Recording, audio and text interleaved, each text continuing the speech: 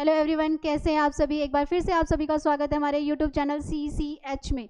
और CCH में आज जो हमारी क्लास होने वाली है वो हिंदी पैडागोजी की क्लास सीटेट की होने वाली है।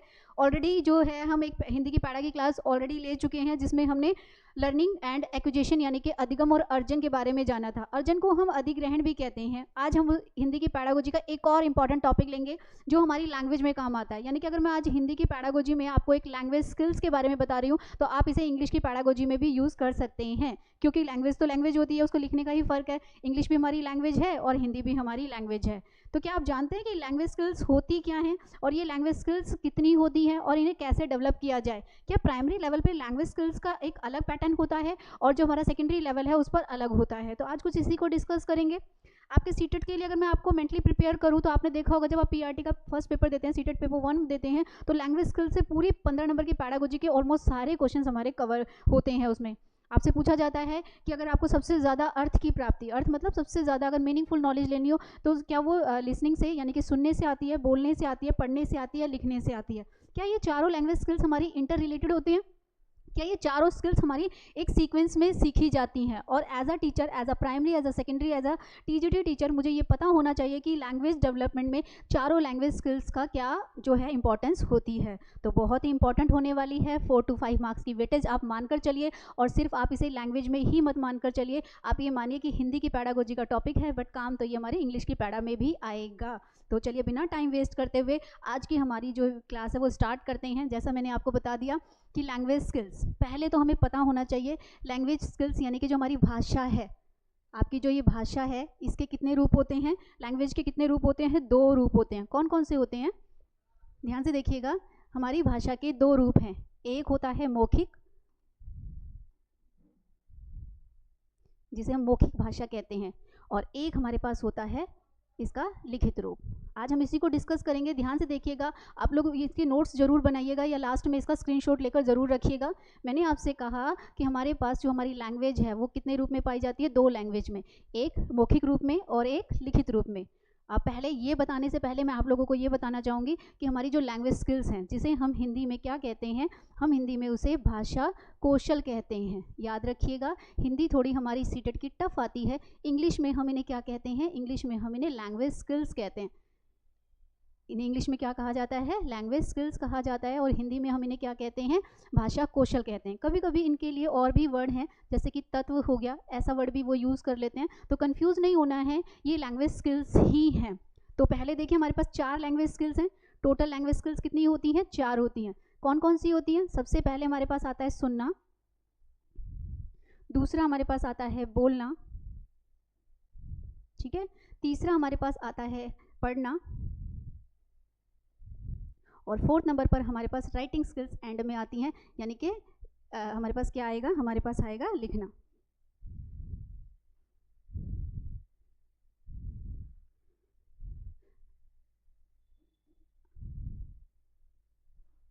अब ध्यान से देखने वाली बात क्या है, जो कि हमारे पैडागोजी के क्वेश्चंस हैं, इन दो के पेयर बना दो और आपसे बताओ इनमें से 2 लिखित कौन से हैं और 2 मौखिक कौन से हैं। तो याद रखिएगा, जब हमारा सीटेट का पेपर 2011 में पहली बार हुआ था तब ये क्वेश्चन आया था। 2 पेयर करके बना दिए, सुनना, बोलना, पढ़ना, लिखना, लिखना, पढ़ना, कुछ इस तरह से। और आपसे पूछा गया इन दोनों चारों में से कौन से 2 स्किल हैं जो मौखिक हैं और कौन से 2 स्किल्स हैं जो लिखित हैं। तो याद रखिएगा, सुनना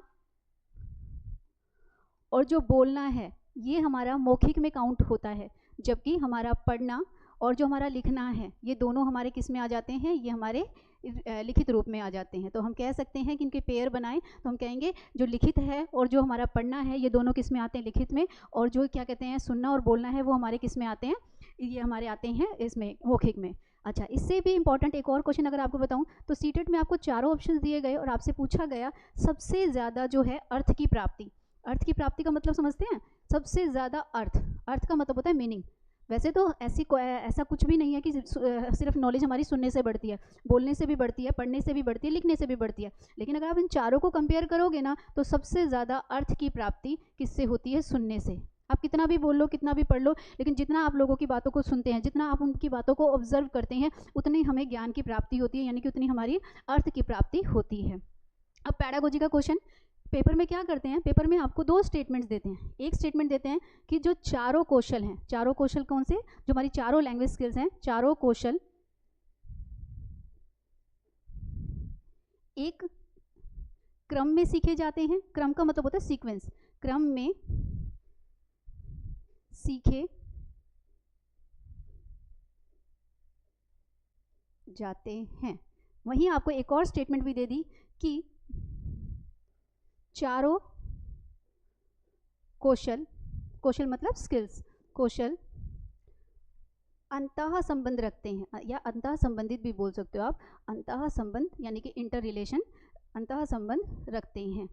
अगर मैं आप लोगों से पूछूं और मैं आपको डिफरेंस ना बताऊं तो क्या आप बता सकते हैं? हमारे पास हमने ऑलरेडी हम जानते हैं कि सीटेट का हमारा जो पेपर होता है, पैडागोजिकल जो पॉइंट ऑफ व्यू होता है, उसमें एक आंसर ठीक और एक आंसर ज़्यादा ठीक होता है। तो सबसे पहले अगर मैं आपको 3 स्टेटमेंट्स अलग दे रही हूँ और लैंग्वेज स्किल्स से रिलेटेड एक, इन दोनों में से एक ऑप्शन दे रही हूँ कि चारों लैंग्वेज स्किल्स एक क्रम में सीखे जाते हैं। क्रम का मतलब क्या होता है? क्रम का मतलब होता है कि एक सीक्वेंस में सीखे जाते हैं। तो ये मेरी स्टेटमेंट गलत नहीं है, लेकिन वहीं मैं आपको एक और ऑप्शन भी दे रही हूँ कि चारों लैंग्वेज स्किल्स इंटर रिलेटेड यानी कि अंतः संबंध होते हैं।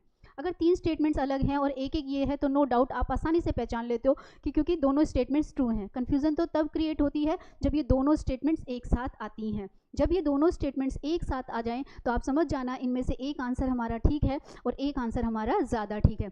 आंसर जो ठीक है वो क्या होगा? पहली बात तो एज अ टीचर हमें ये सबको पता है कि जो लैंग्वेज स्किल्स होती हैं वो एक क्रम में सीखी जाती है। सबसे पहले बच्चा लिसनिंग यानी कि सुनना शुरू करता है, फिर बोलना शुरू करता है, फिर पढ़ना शुरू करता है और फिर लिखना शुरू करता है। याद रखिएगा, जब ऐसी सिचुएशन में आप कभी फंस जाओ तो एज अ टीचर, क्योंकि जो हमारा सीटेट का पेपर है वो हमारा पैडागोजी पार्ट है, क्योंकि मैं हिंदी पैडा ही करा रही हूँ। As a pedagogical point of view से, पैडा पार्ट से अगर हम जाने तो एज अ टीचर मुझे ये पता होना चाहिए जैसा मैं बोलूँगी बच्चा वैसा सुनेगा। अगर मैंने कोई गलत वर्ड बोला है तो बच्चा उसको गलत ही पढ़ेगा, और गलत पढ़ेगा तो गलत ही लिखेगा, और गलत लिखेगा तो वो गलत ही। कहने का मतलब है कि हमारी चारों लैंग्वेज स्किल्स क्या होती हैं? इंटर रिलेटेड होती हैं। दोबारा ध्यान से सुनिएगा, बहुत ही इंपॉर्टेंट क्वेश्चन है। अगर आपको 4 स्टेटमेंट दी गई हैं और 3 अलग अलग हैं और एक ऊपर वाली है एक नीचे वाली है तो आप आसानी से आंसर निकाल लोगे। गड़बड़ कब होती है? जब ये दोनों स्टेटमेंट साथ में आए। जब ये दोनों स्टेटमेंट साथ में आए तो कंफ्यूज नहीं होना है। उस सिचुएशन में एक आंसर ठीक और एक आंसर ज़्यादा ठीक वाले हमारी जो फंडा है वो लागू होगा। चारों लैंग्वेज स्किल्स एक सीक्वेंस में सीखी जाती है, नो डाउट, लेकिन as a teacher, as a language teacher मुझे ये पता होना चाहिए कि चारों लैंग्वेज स्किल्स क्या होती हैं? इंटर रिलेटेड होती हैं। तो उस कंडीशन में ये आंसर ठीक और ये आंसर ज़्यादा ठीक हो जाएगा। तो लैंग्वेज स्किल्स से रिलेटेड ये तो हमें पता चला कि क्या होती है, 4 लैंग्वेज स्किल्स होती हैं, इंटर रिलेटेड होती हैं, एक सीक्वेंस में सीखी जाती हैं, और लैंग्वेज के हमारे क्या हैं? 2 रूप होते हैं। ये भी हमने सीख लिया। अच्छा, क्योंकि सीटेट का पेपर हमारा पेपर 1 की लैंग्वेज फिर भी थोड़ी इजी होती है, लेकिन पेपर 2 की लैंग्वेज बहुत, उनकी वोकैबुलरी काफ़ी स्ट्रॉन्ग होती है और वो काफ़ी डिफ़िकल्ट वर्ड यूज़ करते हैं। तो याद रखिएगा, जो ये हमारा सुनना है इसके लिए वो कहते हैं श्रवण कौशल। वो क्या वर्ड यूज़ करते हैं इसके लिए? उसके लिए वो श्रवण कौशल वर्ड यूज़ करते हैं। जो बोलना है हमारा, इसके लिए वो क्या यूज़ करते हैं? मौखिक अभिव्यक्ति शब्द इस्तेमाल करते हैं। क्योंकि मैं यहाँ पर पैडागोजी जो मैं करा रही हूँ, मैं खाली एक पेपर 1 की नहीं करा रही हूँ, मैं दोनों की ही करा रही हूँ। तो आपने इन वर्ड्स पे फोकस करना है कि जो हमारा बोलना है उसको क्या बोला जाता है? उसको मौखिक अभिव्यक्ति बोला जाता है। मोस्ट इंपॉर्टेंट वर्ड जो पढ़ना है, उस पढ़ने को पढ़ना है, जो हमारा इंग्लिश वाला रीडिंग पार्ट है, उसके लिए या तो वो पठन शब्द इस्तेमाल करते हैं या इसके लिए वो वाचन शब्द इस्तेमाल करते हैं। जब पेपर में हम ये वाचन शब्द देखते हैं, यानी कि पढ़ने को क्या बोला उन्होंने वाचन बोला, और ये हम इंग्लिश वाला हमारा क्या है? ये इंग्लिश वाला हमारा रीडिंग पार्ट ही है। यानी कि हम कह सकते हैं कि ये क्या है? वहाँ पर अगर वाचन, कई लोग बच्चे क्या करते हैं, वाचन शब्द को का मीनिंग किससे लगा लेते हैं? वाचन शब्द का मीनिंग वो लगाते हैं बोलने से, और जब मीनिंग ही गलत लगा लिया तो स्टेटमेंट में तो समझो आंसर गलत लगाना ही लगाना है। एंड देन लास्ट हमारा जो आता है लिखना, उसको या तो लिपि कौशल बोला जाता है या इसके लिए हम लेखन कौशल वर्ड इस्तेमाल करते हैं। आई थिंक आप लोगों को जितनी लैंग्वेज स्किल्स से रिलेटेड जो छोटी छोटी बातें पता होनी चाहिए थी वो मैंने आपको बताई। अब इन्हीं बातों को ध्यान में रखते हुए हम सीटेट के प्रीवियस क्वेश्चंस करेंगे जो कि हमारे पेपर में आए हैं, और ये पेपर 1 और पेपर 2 दोनों बोथ हैं। यानी कि अगर आप ये पूरी वीडियो देखते हैं तो आप 4 to 5 मार्क्स के लिए प्रिपेयर हो जाएंगे। अच्छा, इसी के साथ में मैं आप लोगों को बताऊंगी, देखिए सिर्फ क्लास ये प्रैक्टिस करने से काम नहीं चलता है। प्रैक्टिस करते समय हम कुछ कीवर्ड्स यूज़ करते हैं, कुछ इंपॉर्टेंट वर्ड्स यूज़ करते हैं। प्लीज़ आप उनके नोट्स बनाइए। नोट्स तो क्या बनेंगे, आप उन्हें कहीं नोट डाउन करिए और उनकी प्रैक्टिस करिए, क्योंकि सीटेट में ना शब्दों का खेल है। आपने देखा होगा, आप इतनी बड़ी बड़ी स्टेटमेंट्स होती हैं और हम अटकते कहाँ पर है, एक छोटे से वर्ड पे अटक जाते हैं। अगर हम उस छोटे से वर्ड का मीनिंग समझ लें तो हमें क्वेश्चन समझ में आने लगता है और आंसर सही निकलता है। तो ये जो हम प्रैक्टिस करते हैं, प्रैक्टिस करते समय कुछ इंपॉर्टेंट वर्ड्स आते हैं, उनको आप अलग से हाईलाइट करके लिखिए और उन्हें याद करिए और समझिए इसका मीनिंग क्या है। तो इससे क्या होगा, हमारे मार्क्स जो हैं और इम्प्रूव हो जाएंगे। तो अब टाइम नहीं वेस्ट करते, जितनी इन्फॉर्मेशन लैंग्वेज स्किल से रिलेटेड हमें लेनी थी वो हमने ले ली, और अब हम करेंगे इसके प्रीवियस क्वेश्चंस। चलिए, ये प्रीवियस क्वेश्चंस कुछ भी मैंने अपनी तरफ से नहीं लिया है, सारे आपके 2011 यानी कि 2011 में जब पहली बार सीटेट आया था वहाँ से लेकर बीच बीच में जितने मुझसे पॉसिबल हुए कि जो इंपॉर्टेंट पार्ट था, जो बार बार रिपीट होता है, ये सारे क्वेश्चंस वही हैं। तो चलो करते हैं जरा, क्या है हमारे लैंग्वेज स्किल्स से रिलेटेड क्वेश्चन। तो क्वेश्चन नंबर 1 क्या कहता है हमें, क्वेश्चन नंबर 1 कहता है किस तरह के परिवार, ठीक है, परिवेश होना चाहिए, सॉरी परिवार नहीं, किस तरह के परिवेश में, परिवेश का मतलब वातावरण होता है, याद रखिएगा। परिवेश बोल दीजिए इसको वातावरण बोल दीजिए या इंग्लिश वाला इन्वायरमेंट बोल दीजिए, एक ही बात है। ये कह रहा है किस तरह के परिवेश में बच्चों का भाषा विकास अपेक्षाकृत बेहतर होता है, बहुत ही इंपॉर्टेंट है। एनसीएफ लगा लीजिए, एनईपी लगा लीजिए, सबने हमें ये कहा कि बच्चे को एक ऐसा वातावरण उपलब्ध कराओ जो उसकी रियल लाइफ से कनेक्ट हो। बच्चे तब बहुत अच्छे तरीके से सीखते हैं जब वो रियल लाइफ से कनेक्ट होते हैं, ठीक है। बच्चे कब सीखते हैं, जब वो रियल लाइफ से कनेक्ट होते हैं। तो आप ये प्रैक्टिस कर रहे हैं तो मैं आपको एक इंपॉर्टेंट की बताती हूँ, कीवर्ड ट्रिक बताती हूँ, जिसे आपने याद रखना है। जब भी आप कभी स्टेटमेंट पढ़ो और जिसमें रियल लाइफ की बात हो रही हो, रियल लाइफ मतलब जहाँ पर बच्चा अपने स्कूल की जो सीखा है उसको घर में अप्लाई कर रहा हो या उसको घर पर सीखने की अपॉर्चुनिटी मिल रही हो, इसका मतलब होता है कि क्लासरूम की एक्टिविटीज़ को बाहर की एक्टिविटीज़ से कनेक्ट कर देना। तो अब हम यहाँ पे भी देखते हैं, अगर मैं एक टीचर हूँ और मैं बच्चे के क्या करना चाहती हूँ, लैंग्वेज डेवलपमेंट करना चाहती हूँ, तो इन चारों में से मैं कौन सा स्टेटमेंट को अपनाऊंगी। पहला, शिक्षक द्वारा मानक भाषा का प्रयोग, बिल्कुल नहीं। एकल परिवार यानी कि न्यूक्लियर फैमिली जिसमें सिर्फ माता पिता हैं और वो एक ही लैंग्वेज यूज़ करते हैं। संयुक्त परिवार, संयुक्त परिवार क्या होते हैं, जॉइंट फैमिली, जहाँ परिवार के सभी सदस्य बच्चों में निरंतर, याद रखिएगा इज मोस्ट इंपॉर्टेंट वर्ड, अंतरक्रिया। ये मैंने पहले भी आपको बताया था। पहली बात तो इस अंतरक्रिया की बात हमारी साइकोलॉजी में कौन करते हैं, वाइगोट्स्की करते हैं।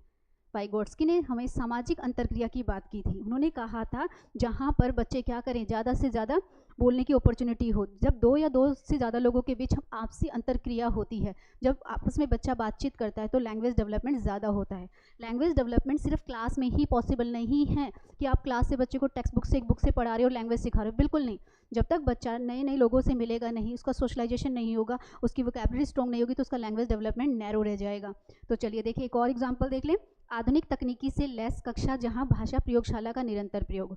आधुनिक तकनीकी का यहाँ मतलब स्मार्ट बोर्ड से या कहानी कविताओं से जैसे हम बच्चों को पढ़ाते हैं उससे है। तो चारों को ध्यान में रखते हुए, क्योंकि अंतरक्रिया क्या है, रेसिप्रोकल है। रेसिप्रोकल मतलब दो या दो से ज़्यादा लोगों के बीच में, और लैंग्वेज डेवलपमेंट तो ऐसे ही होता है। तो हमारा इसका करेक्ट आंसर क्या हो जाएगा, इसका करेक्ट आंसर होगा सी। चलिए नेक्स्ट क्वेश्चन देखते हैं। नेक्स्ट क्वेश्चन कहता है भाषा शिक्षण का आदर्श वातावरण। आदर्श वातावरण का मतलब होता है एक अच्छा इन्वायरमेंट कौन सा होगा, विद्यार्थी की अभिव्यक्ति के भरपूर अवसर देने वाला। अभी मैंने आपसे कहा था, पहले एक बार हम नीचे की स्टेटमेंट से पढ़ लेते हैं। भाषागत शुद्धता पर आधारित बल, अत्यधिक बल देना। अध्यापक का मतलब एकलाप मतलब बच्चों से बातचीत करना। दृश्य साव्य सामग्री यानी कि ऑडियो विजुअल एड्स का उपयोग करना। देखिए आपने कुछ नहीं करना, आप लोगों को एक ट्रिक बताती हूँ। हमारे सीटेट का कुछ पैटर्न है। सीटेट में जब भी कोई पॉजिटिव चीज़ पूछी जाए तो याद रखिएगा, मैं फिर से आप लोगों को बताती हूँ, हमारा एनसीएफ कहता है बच्चों को सबसे ज़्यादा सीखने की अपॉर्चुनिटी दो। लैंग्वेज डेवलपमेंट एक ऐसा डेवलपमेंट है जो सिर्फ कॉपी पेन पेंसिल से नहीं आता। जब तक बच्चा उसको अप्लाई नहीं करेगा, जब तक बच्चा उसको ज़्यादा से ज़्यादा यूज़ नहीं करेगा, उसका लैंग्वेज डेवलपमेंट नहीं हो सकता। तो हमें मिल गया है कि हम बच्चों की अभिव्यक्ति का क्या करें, हम बच्चों की अभिव्यक्त करने का भरपूर अवसर दें, यानी कि उनको जो भी वो करना चाहते हैं उन्हें बोलने की अपॉर्चुनिटी दें। चलिए नेक्स्ट देखते हैं। भाषा की कक्षा में कहानियाँ इज मोस्ट इंपॉर्टेंट वर्ड। कहानियाँ, पहली बात तो ये कहानियाँ पीआरटी लेवल पर ही यूज़ होंगी, छोटे बच्चों के लिए ही यूज़ होंगी, 1st to 5th के लिए। 5th भी बहुत ज़्यादा बोल रही हूँ, छोटे बच्चों के लिए ही कहानियाँ यूज़ होती हैं। कहानियाँ बच्चे की माइंड में उसकी इमेजिनेटिव पावर को बढ़ाती हैं, उसकी कल्पना शक्ति को बढ़ाती हैं, उसकी थिंकिंग पावर को बढ़ाती हैं। अब ये देखिए मैंने कितने वर्ड्स बोल दिए। मैंने आपसे बोला थिंकिंग पावर को बढ़ा रही है, इमेजिनेटिव पावर्स को बढ़ा रही है।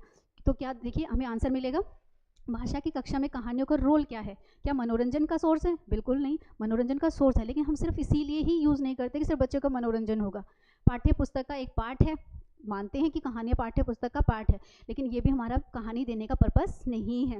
विभिन्न प्रकार की भाषिक संरचनाएं, संरचनाएं मतलब कंसेप्ट्स, चिंतन मतलब थिंकिंग, ठीक है, विकास की संभावनाओं के लिए देते हैं। तो आंसर मिल गया। अभी मैंने आप लोगों को बताया था कि क्या होता है, कहानियाँ बच्चे की इमेजिनेटिव पावर को बढ़ाती हैं, कहानियाँ बच्चे के सृजनात्मक पार्ट को बढ़ाती हैं, ठीक है।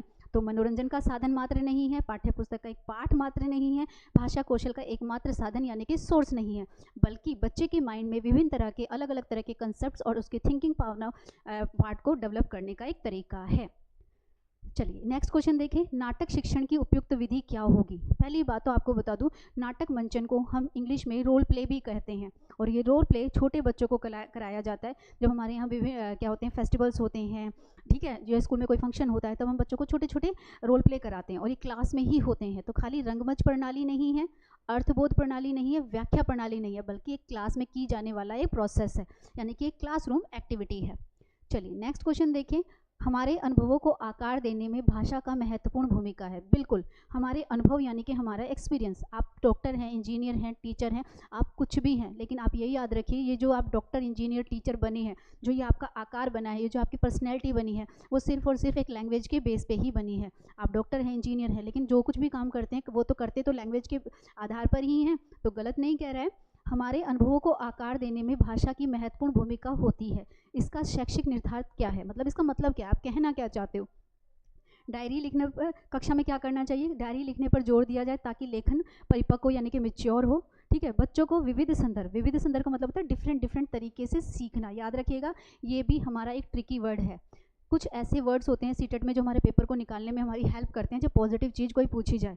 तो बच्चों को विविध संदर्भ का मतलब होता है एसोसिएटिव मतलब किसी चीज़ को किसी चीज़ से जोड़ देना, में अनुभव करें, विविध अनुभवों को स्वयं से जोड़ने के अवसर दें। ये तो मैं अभी थोड़ी देर पहले आपको बता के आ रही हूँ, चाहे NCF लगा लीजिए, चाहे आप NEP लगा लीजिए, 2020 लगा लीजिए, या कोई भी हमारा जो करिकुलम एरिया है वो सब यही कहता है, CC पैटर्न भी यही कहता है कि बच्चों को सीखने की क्या दो, अपॉर्चुनिटीज़ दो। आई थिंक एक ये आंसर हमारा ठीक हो सकता है। स्वयं को जोड़ने के अवसर दिए जाएं, सदैव अनुभव पर बातचीत की जाए। हर टाइम बच्चों के एक्सपीरियंस पे बात करना पॉसिबल नहीं होता, गलत नहीं है पर पूरी तरह से सही भी नहीं है। अनुभवों का लेखन कार्य बढ़ाया जाए, तो सबसे जो चारों में से बेस्ट है वो है हमारा B answer. As a teacher मैं बच्चे के जो भी एक्सपीरियंस है, इसका एग्जांपल ले लीजिए आप। जैसे हमारे यहाँ कोई भी फेस्टिवल होता है तो नेक्स्ट जब बच्चे स्कूल जाते हैं तो टीचर क्या करती है, डायरेक्ट आकर पढ़ाना शुरू नहीं करती, बल्कि बच्चों से जो घर में वो फेस्टिवल मनाकर आ रहे हैं उनके बारे में पूछती है। तो हम कह सकते हैं बच्चों को विविध संदर्भ में अनुभव करने और विधि अनुभव और स्वयं को जोड़ने के अवसर दिए जाएँ।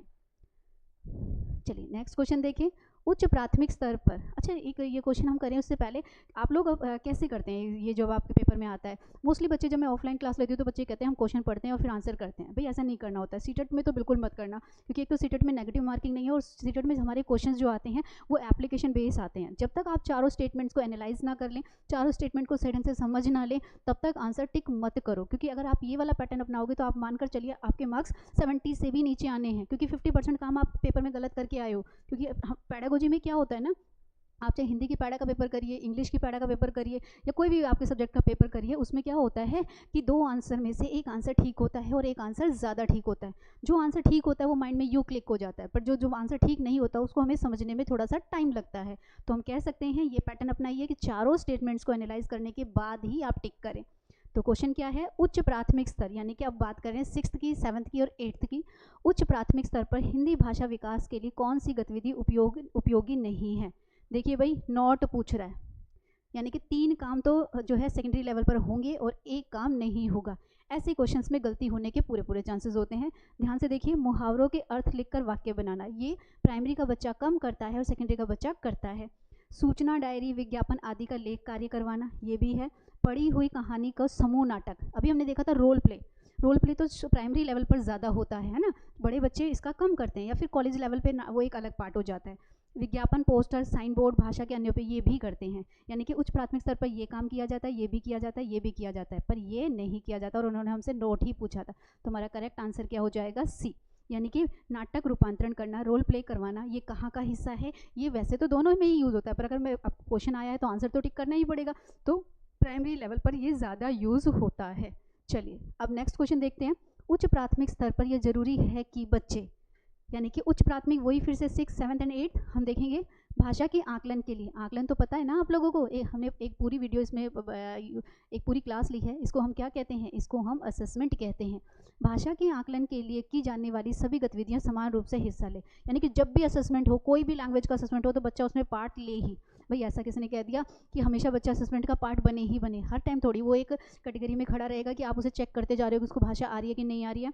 दूसरा देखिए, भाषा के अतिरिक्त अभ्यास कराएं, अतिरिक्त मतलब जितना वह प्रैक्टिस कर सके उससे ज़्यादा प्रैक्टिस कराएं, और परियोजना कार्य में इंटरनेट का प्रयोग करें। चलो और देख लेते हैं, समाचार पत्र में छपी खबर या लेख कही गई बातों का निर्थार्थ का मतलब होता है मीनिंगफुल, यानी कि उसके अर्थ को समझ सके। यही तो चाहते हैं हम, यही तो चाहते हैं कि सेकेंडरी लेवल पर, जहाँ प्राइमरी लेवल पर हम चाहते हैं कि बच्चे की चारों लैंग्वेज स्किल्स डेवलप हो, बच्चा अच्छी तरह से किसी की बात को सुने, अच्छी तरह से पढ़े, अच्छी तरह से किसी के अर्थ को समझे, ये हमारा प्राइमरी ऑब्जेक्टिव होता है। वहीं सेकेंडरी में हम चाहते हैं कि जो वो पढ़ रहा है, जो वो समझ रहा है, उसकी मीनिंग को वो समझे। यानी कि आई थिंक हमारा जो है सबसे बेस्ट जो ऑप्शन है वो ये है कि उच्च प्राथमिक स्तर पर सबसे ज़रूरी काम ये है कि जो लैंग्वेज में उसे बोला जा रहा है या लिखा जा रहा है वो उसके मीनिंग को समझ ले। तो चलिए नेक्स्ट क्वेश्चन देखते हैं। नेक्स्ट क्वेश्चन कहता है, बच्चों का भाषाई विकास सर्वाधिक रूप से निर्भर करता है। इसके लिए मैं आप लोगों को एक ट्रिकी वर्ड बता देती हूँ, कभी भी इसके लिए आपको बार बार टाइम वेस्ट नहीं करना पड़ेगा, ना ही स्टेटमेंट्स देखनी पड़ेंगी, पर रीडिंग तो एक बार करनी ही पड़ेगी, समझना नहीं पड़ेगा। जब भी आपको ये बात आ जाए कि सर्वाधिक का मतलब होता है सबसे ज़्यादा इम्पॉर्टेंट, बच्चे का लैंग्वेज डेवलपमेंट किस पर निर्भर करता है, ना तो बुक पर करता है, ना टीचर पर करता है, ना क्लासरूम पर करता है। सबसे ज़्यादा बच्चे का जो लैंग्वेज डेवलपमेंट है वो डिपेंड करता है उसके परिवेश पर। परिवेश का मतलब होता है उसके इन्वायरमेंट में, और उसका इन्वायरमेंट होना कैसा चाहिए, या तो इसके लिए आप ये वर्ड यूज़ कर सकते हैं समृद्ध होना चाहिए, या आप इसके लिए वर्ड यूज़ कर सकते हैं समग्र होना चाहिए। ठीक है, इन दोनों का ही मतलब इंग्लिश में होता है होलिस्टिक। ये चीज़ आपने नोट डाउन करनी है और याद रखनी है, क्योंकि लैंग्वेज डेवलपमेंट एक ऐसा डेवलपमेंट है जो नैरो नहीं है, ब्रॉड है, उसके लिए आपको एक खुले वातावरण की ज़रूरत है। तो नो डाउट यहाँ पर आया है समृद्ध भाषिक परिवेश। ठीक है, मैंने आपको यहाँ पर लिख कर भी दिया है, क्या है, समृद्ध भाषिक परिवेश। तो नो डाउट कभी भी ऐसा क्वेश्चन एक जरूर 15 नंबर की पैडागोजी में ज़रूर डालते हैं, तो आप याद रखिएगा, ये एक इंपॉर्टेंट वर्ड है कि बच्चों को कुछ भी सिखाने के लिए हमें समृद्ध भाषिक परिवेश की ज़रूरत पड़ती है। तो ये हो गया हमारा। चलिए नेक्स्ट देखें। नेक्स्ट कहता है, प्राथमिक स्तर पर बच्चों के शुरुआती भाषा आकलन के लिए सर्वाधिक योगदान दे सकते हैं। जब आप प्राइमरी लेवल के टीचर हैं और बच्चों को लैंग्वेज सिखा रहे हैं, तो इन चारों में से सबसे ज़्यादा कौन सी चीज़ है जो काम आएगी? टीवी पर देखे जाने वाले 15 मिनट का कार्टून? बिल्कुल नहीं, 15 मिनट में बच्चा क्या सीख जाएगा? गृह कार्य पर व्यय किए जाने वाले 30 मिनट? नो, वो भी टाइम लिमिटेड है। ठीक है, एफएम पर 15 मिनट सुने हुए जो भी समाचार सुन रहा है, छोटा बच्चा है, क्या समाचार सुनेगा? उसको पहले आप बिठा तो लो चैन से। फिर आता है परिवार में होने वाली परस्पर गुणवत्तापूर्ण बातचीत, यानी कि ये फिर से हमारा बातचीत आ गया। अगर इसकी जगह मुझे वर्ड दे देते अंतरक्रिया, तो मेरा गलत नहीं होता। अंतरक्रिया भी क्या करती है? परिवार में होने वाली परस्पर गुणवत्ता बातचीत, यानी कि अंतरक्रिया, पारस्परिक शिक्षण। जितना बच्चा अपनी फैमिली में अपने बड़ों से या घर में जो भी कोई आया हुआ होगा उससे जितनी बातचीत करेगा, उससे उसका लैंग्वेज डेवलपमेंट और अच्छा होगा। चलिए नेक्स्ट देखते हैं, बच्चों में भाषा प्रयोग की दक्षता। दक्षता का मतलब होता है स्किल्स, या आप कह सकते हो परफेक्ट बनाना, एक तरह से विकसित करने के लिए आवश्यक है। क्या ज़रूरी है भाई? उन्हें सुनने और बोलने की पूरी आज़ादी। आज़ादी को हम क्या कहते हैं? हम आज़ादी को हम अवसर भी कहते हैं। अभी बताया था, इसको क्या कहा जाता है? इसको हम अवसर भी कहते हैं।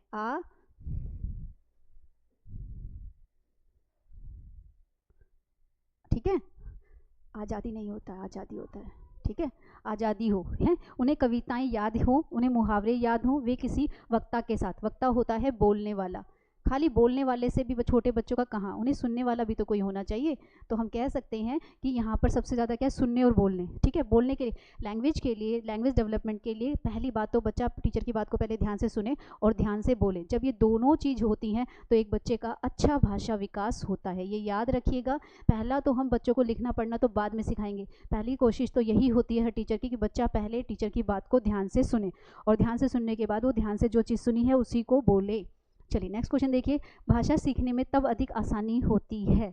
कोई बच्चा लैंग्वेज को कब बहुत आसान तरीके से सीखता है? एक तो मैं बता चुकी हूँ, आप कभी भी डिपेंड नहीं होंगे बुक्स पर, आप पूरी तरह से कभी भी डिपेंड नहीं होंगे टीचर पर, आप कभी भी डिपेंड नहीं होंगे पूरी तरह से क्लास पर। बच्चे के लिए लैंग्वेज डेवलपमेंट के लिए हमें एक होलिस्टिक इन्वायरमेंट की ज़रूरत पड़ती है।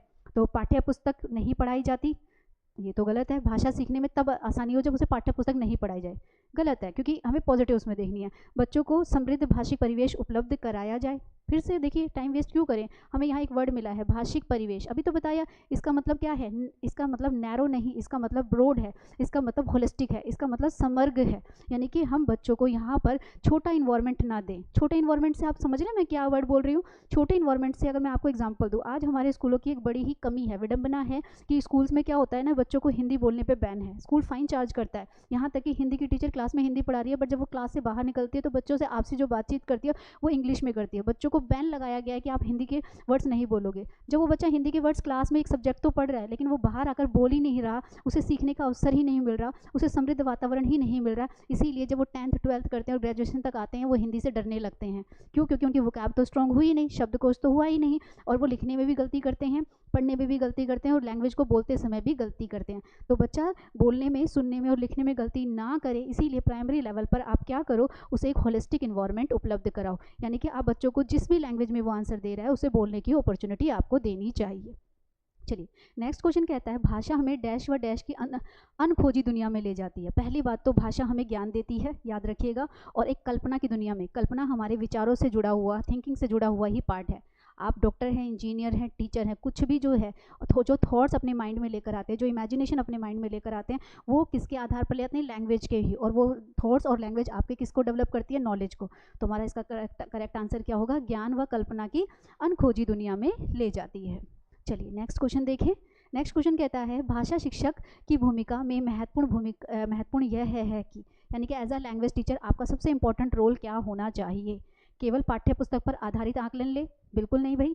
क्या केवल आप अगर लैंग्वेज टीचर हैं तो क्या आप उन्हीं क्वेश्चंस को लेंगे जो आपकी बुक में, टेक्स्ट बुक में दिए गए हैं, जो कि मल्टीपल प्रश्न हैं।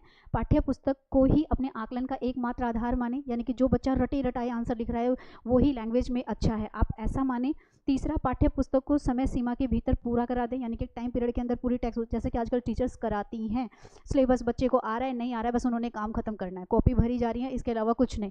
तो पाठ्य पुस्तक को समय सीमा के भीतर पूरा करा दिया जाए, या पाठ्य पुस्तक की सीमा से स्वतंत्र होकर, यानी कि बुक्स की लिमिटेशन से बाहर आकर, स्वतंत्र होकर मतलब फ्री होकर, विविध मतलब अलग अलग, संदर्भ मतलब एसोसिएट कर आप भाषा प्रयोग, यानी कि एप्लीकेशन, सारे पॉजिटिव वर्ड हैं। अगर मैं एक लैंग्वेज टीचर हूँ तो मैं सिर्फ बच्चे को चेक करने का आधार ये ना मानूँ कि जो 5 या 6 क्वेश्चंस मैं बच्चे को देने वाली हूँ वो उनके आंसर देता है तो मैं कह दूँ, टैग लगा दूँ, हाँ जी इसका लैंग्वेज डेवलपमेंट है। नहीं, अगर एक बच्चा मार्क्स कम ले रहा है लेकिन वो जब बात करता है तो उसमें बात में उसका कॉन्फिडेंस है, उसकी बातों में शुद्ध उच्चारण है, उसकी वर्तनी शुद्ध है, तो मैं उस बच्चे को कहूँगी कि हाँ इसका लैंग्वेज डेवलपमेंट अच्छा है। ये सब मुझे कहाँ कब पता चला, जब मैंने टेक्स्ट बुक से फ्री होकर अलग अलग एसोसिएशन में अलग अलग तरीके से बच्चे को एप्लीकेशन कराया। तो हमारा करेक्ट आंसर क्या हो जाएगा, इसका डी आंसर हो जाएगा। चलिए नेक्स्ट क्वेश्चन देखिए। नेक्स्ट क्वेश्चन कहता है, एक तरफ भाषा हमारी डैश को व्यवस्थित करती है। याद रखिएगा, डैश को करनी, जब भी ऐसा कोई क्वेश्चन आए तो विचार शब्द को ज़रूर याद रखिएगा, क्योंकि लैंग्वेज हमारे थॉट्स को डेवलप करने में हेल्प करती है। दूसरी तरफ हमें ये क्या करती है, सुसंस्कृत, यानी कि हमारे कल्चर में बनाती है। तो देखिए एक ऑप्शन दिया गया है यहाँ पर, तो हम कह सकते हैं कि एक तरफ भाषा हमारे विचार प्रक्रिया, यानी कि हमारे थॉट प्रोसेस को, थिंकिंग प्रोसेस को व्यवस्थित करती है, तो दूसरी तरफ ये क्या करती है, सुसंस्कृत मतलब हमारे कल्चर के अकॉर्डिंग हमें प्रिपेयर करती है। नियंत्रित नहीं करती, मुक्त मतलब फ्री नहीं करती, ठीक है, जानकारी नहीं देती, बल्कि ये तो विचार प्रक्रिया यानी कि प्रोसेस को करती है। यहाँ पर मुक्त लिखा हुआ था, मुक्त मतलब फ्री नहीं करती है, बल्कि हमें तो हमारे कल्चर से जोड़ती है। इसीलिए इसका करेक्ट आंसर जो है वो है क्या है, सेकेंड है।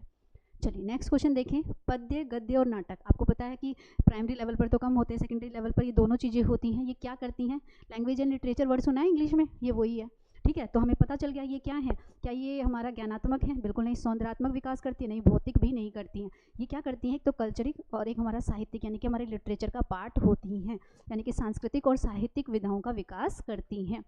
चलिए नेक्स्ट क्वेश्चन देखिए। हिंदी भाषा की बारीकियों को सही रूप से समझने की क्षमता का विकास करने के लिए क्या ज़रूरी है भाई। बारीकी मतलब उस जो चीज़ आपको कही गई है उसके सही मीनिंग को समझने के लिए इन चारों में से कौन सा ऑप्शन सबसे बेस्ट होगा। हिंदी भाषा को विभिन्न प्रयोगों से युक्त सामग्री उपलब्ध कराना। ये प्रयोग शब्द भी हमारा पॉजिटिव होता है, इसका मतलब एप्लीकेशन से होता है, यूज़ करने से होता है, लेकिन पहले हम चारों स्टेटमेंट्स पढ़ेंगे। हिंदी भाषा की बारीकी, बारीकी का मतलब मैंने बता दिया, अर्थ से लिया जाता है, मीनिंग से लिया जाता है, ठीक है। तो यहाँ कह सकते हैं हिंदी भाषा के विभिन्न प्रयोगों से युक्त सामग्री उपलब्ध कराने से है। सुसंस्कृत हिंदी भाषा से युक्त सामग्री उपलब्ध कराने से होगा। हिंदी भाषा की प्राचीनतम यानी कि पुराने जो तरीके हैं उससे होगा, या गूढ़ अर्थ, इज मोस्ट इंपॉर्टेंट वर्ड, गूढ़ अर्थ, इसका मतलब होता है डीप मीनिंग। क्या होता है इसका मतलब? गूढ़ अर्थ का मतलब होता है डीप मीनिंग, यानी कि जब आप शब्दों के मीनिंग को, उसके अर्थ को सही ढंग से समझने लगे। यही तो चाहते हैं हम।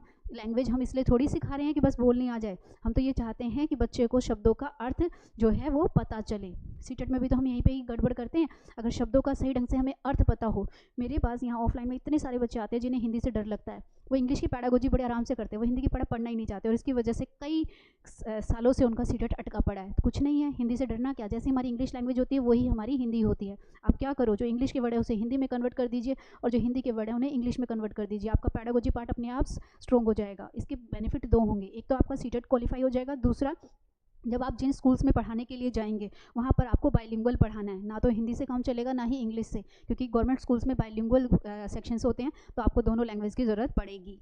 चलिए देखिए जरा नेक्स्ट क्वेश्चन। विभिन्न कार्य क्षेत्रों से जुड़ी प्रयुक्तियाँ मेथड्स होते हैं, तरीके होते हैं, विद्यार्थियों को परिचित करवाया जाना चाहिए। इस कथन में प्रयुक्ति क्या है? प्रयुक्ति का मतलब विधि है, मेथड है, तरीका है। आप इसे विधि बोलिए, आप इसे तरीका बोलिए, चलेगा।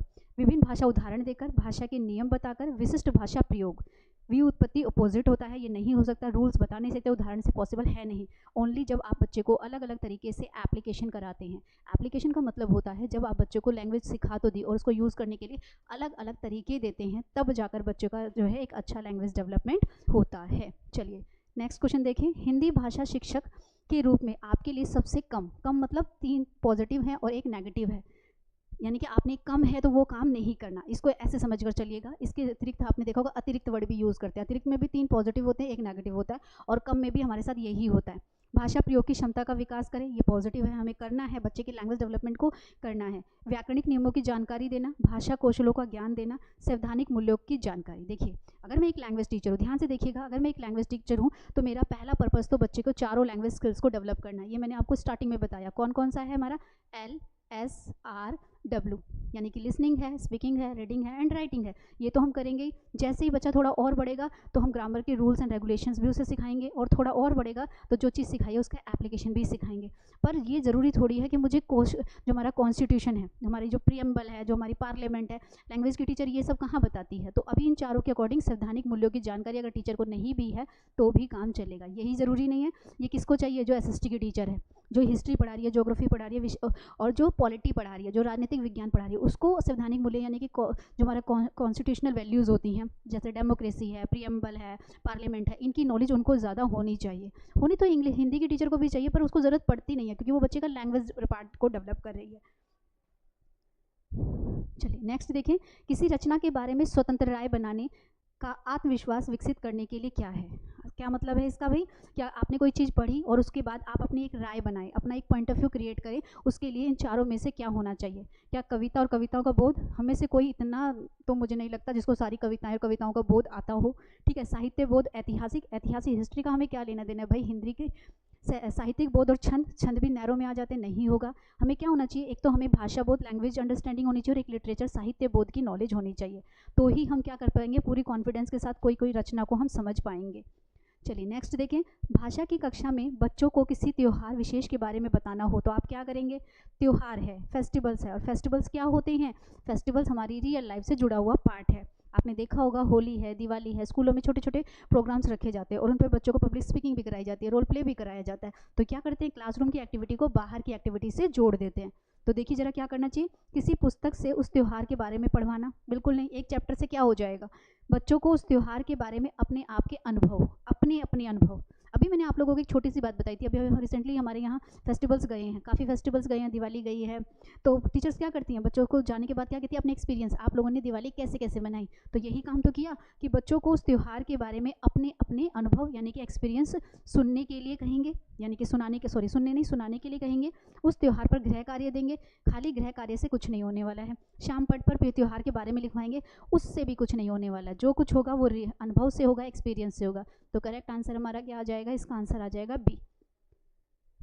चलिए नेक्स्ट देखें। वाणी और लेखन। वाणी का मतलब कंफ्यूज नहीं होना है, वाणी का मतलब यहाँ पर बोलना ही है, यानी कि ये क्या करता है? देखिए जरा, बोलना और लिखना में मूल अंतर यह है कि लिखित डैश सर पर देखी जाती है और जो हमारी देखी जाती है वो डैश होती है, देखी जाती है और डैश होती है। यानी कि लिखित क्या है, आप याद रखिएगा, अचेतन वर्ड गलत है क्योंकि हमारी भाषा हमारे चेतन में आती है, और जब चेतन में आती है यानी कि थिंकिंग प्रोसेस में आती है तो वो नेचुरल प्रोसेस बन जाती है। तो करेक्ट आंसर हो जाएगा चेतन और स्वाभाविक।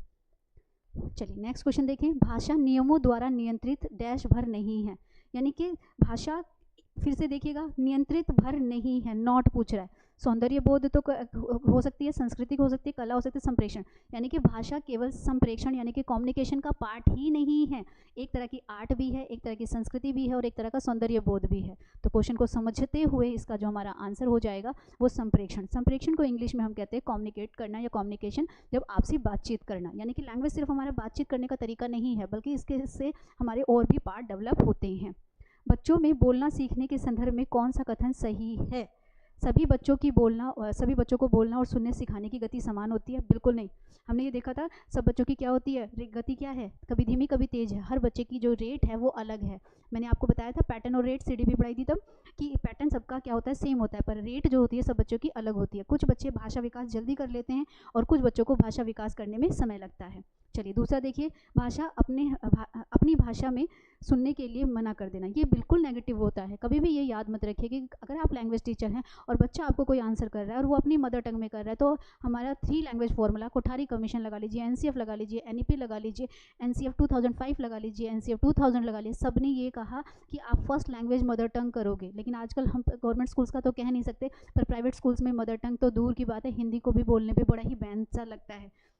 तीसरा देखिए, बच्चों को प्रारंभ से ही शुद्ध उच्चारण हमारा प्रोनाउंसिएशन होता है के प्रति सचेत करना, यानी कि जब बच्चा प्राइमरी लेवल पर ही जब उसका प्रोनाउंसिएशन यानी कि उच्चारण, उसके बोलने का तरीका खराब हो रहा है तो आप उसे उसी समय क्या करेंगे, ठीक करेंगे।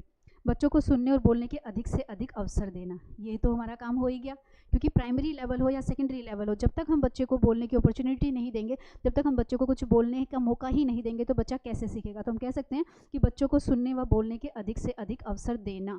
सही पूछा था हमसे, है ना, तो आंसर हमें मिल गया है। इसका आंसर हमारा क्या हो जाएगा, इसका आंसर डी हो जाएगा। चलिए नेक्स्ट क्वेश्चन देखें।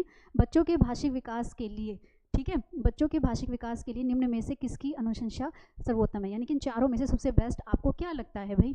ऐसे अभिभावक जो तरह तरह की बच्चों को सीडीज़ वगैरह, श्राव्य सीडी मतलब ऑडियो सुनने के लिए देते हैं, ऐसा अध्यापक जो भाषा के नियमों को समग्र जानकारी, नियम बता रहा है, संज्ञा ये है, सर्वनाम ये है, विशेषण ये है, रूल्स बता रहा है, वो घर का एक ऐसा परिवेश इज मोस्ट इंपॉर्टेंट जहाँ मानक भाषा बोली जाती हो। अब आप लोग तो बड़े कंफ्यूज हो गए, मानक भाषा होती क्या है?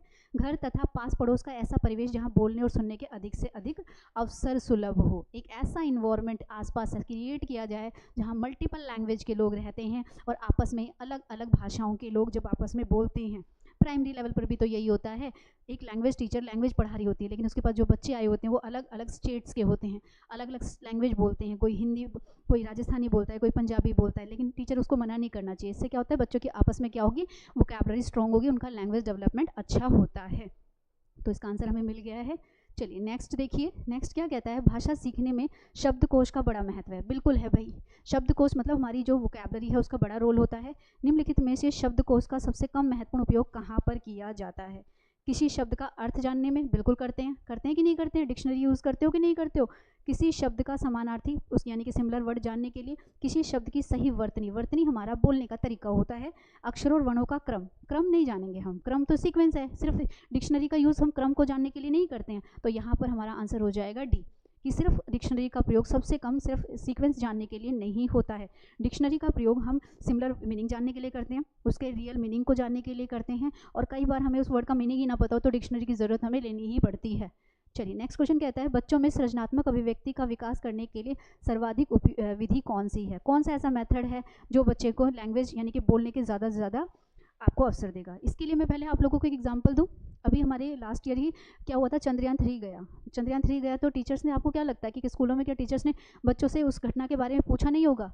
क्या पर्पस था, क्यों पूछ रही थी? क्योंकि वो जानना चाह रही थी कि एक तो बच्चे का लैंग्वेज डेवलपमेंट, बच्चे आएंगे क्लास में, जिन्होंने टीवी पे देखा होगा, न्यूज़ में देखा होगा, अपने पेरेंट्स से सुना होगा, वो अपने एक्सपीरियंस को क्या करेंगे, क्लास में शेयर करेंगे, और जब वो शेयर करेंगे तो वो एक लैंग्वेज यूज़ करेंगे, या तो वो इंग्लिश में बताएंगे या हिंदी में बताएंगे, और बताते समय वो अच्छे अच्छे वर्ड्स को यूज़ करेंगे, जिससे टीचर को ये ऑब्जर्व हो जाता है कि किस बच्चे का भाषा विकास कैसा है। तो देखते हैं जरा, पढ़ी गई कहानी को संक्षेप यानी कि छोटे से तरीके से कह देना, बिल्कुल नहीं भाई। भूकंप आने पर जो तबाही हुई उसके बारे में अपने अनुभव, बिल्कुल। चंद्रयान 3 ले लीजिए या भूकंप ले लीजिए, दोनों रियल लाइफ से जुड़े हुए हैं। 2 दिन के अवकाश के लिए पत्र लिखवाना बिल्कुल नहीं नैरो है। मेरा आदर्श विद्यालय पर निबंध, ये भी एक पेज से उसकी वोकैबुलरी नहीं पता चलेगी। यहाँ पर हम क्या करेंगे, बच्चे को भूकंप आने पर जो तबाही हुई उसके बारे में इन वर्ड्स में आंसर लिखने के लिए कहेंगे। चलिए, कहानियाँ बच्चों के भाषा विकास में किस प्रकार सहायता करती हैं। स्टार्टिंग में बता दिया, टाइम नहीं वेस्ट करूँगी, कि जब भी कहानी आए तो याद रखिएगा कहानियों का रोल क्या होता है। कहानियाँ बच्चों की कल्पनात्मक शक्ति, उनकी सृजनात्मक शक्ति को क्या करती है, विकास करती हैं। याद रखना, क्या करती हैं, उनका विकास को बढ़ावा देती हैं। आपको कल्पना शक्ति और सृजनात्मकता का मतलब तो पता होगा ना, क्रिएटिवनेस या क्रिएटिव, गॉड गिफ्टेड है। भगवान ने हर किसी को कोई ना कोई क्वालिटी दी है, लेकिन उसको डेवलप करने में कौन आएगा, लैंग्वेज आएगी। और स्टार्टिंग में लैंग्वेज ऐसे नहीं आती है, स्टोरीज़ के थ्रू आती है। तो आई थिंक मुझे आंसर मिल गया, टाइम नहीं वेस्ट करना चाहिए। चलिए नेक्स्ट क्वेश्चन देखते हैं। नेक्स्ट क्वेश्चन कहता है भाषा। भाषा है क्या, भाषा का अर्थ उसका व्याकरण जानना है। क्या लैंग्वेज सिर्फ ये है कि सिर्फ आपको संज्ञा आ गई, सर्वनाम, नाउन, प्रोनाउन, वर्ब्स वगैरह आ गई तो आपको लैंग्वेज आती है? बिल्कुल नहीं। मैंने कितने स्टूडेंट्स देखे जिनका ग्रामर पार्ट बहुत स्ट्रॉन्ग है, फिर भी उनका जो कम्युनिकेशन स्किल्स होती हैं वो बिल्कुल भी अच्छी नहीं है। तो लैंग्वेज सिर्फ रूल्स एंड रेगुलेशंस को जानना नहीं है। सीखने सिखाने में पाठ्य पुस्तक का विशेष महत्व है भाई, पर पूरी तरह से बुक्स पे थोड़ी डिपेंड हो जाएंगे। रियल लाइफ में बुक्स वाले वर्ड्स कहाँ यूज़ होते हैं, वो तो हमारे इससे फॉर्मल वर्ड्स हैं। जब हम कोई सिस्टमेटिक काम करते हैं वहाँ यूज़ होते हैं।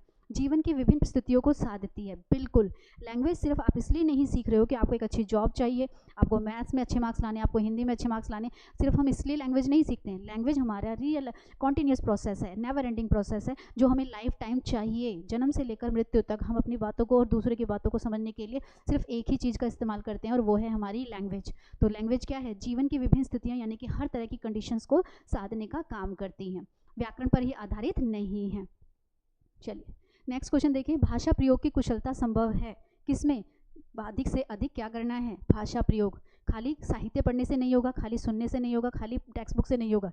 जब तक आप बच्चे को ज़्यादा से ज़्यादा सीखने की अपॉर्चुनिटीज़ नहीं देंगे, बच्चा नहीं सीख पाएगा। भाषा शिक्षक का दायित्व क्या है, एक लैंग्वेज टीचर की रिस्पॉन्सिबिलिटी होती क्या है। सभी बच्चों को समान रूप से गृह कार्य देती है भाई। सभी बच्चों को भाषा प्रयोग की एक समान कुशलता विकसित करे। एक समान कैसे हो सकती है, रेट सबकी क्या है, अलग है। याद रखिएगा, सभी बच्चों में भाषा प्रयोग की एक समान कुशलता कैसे विकसित करेगी। 1 मिनट हम और लेंगे इसके।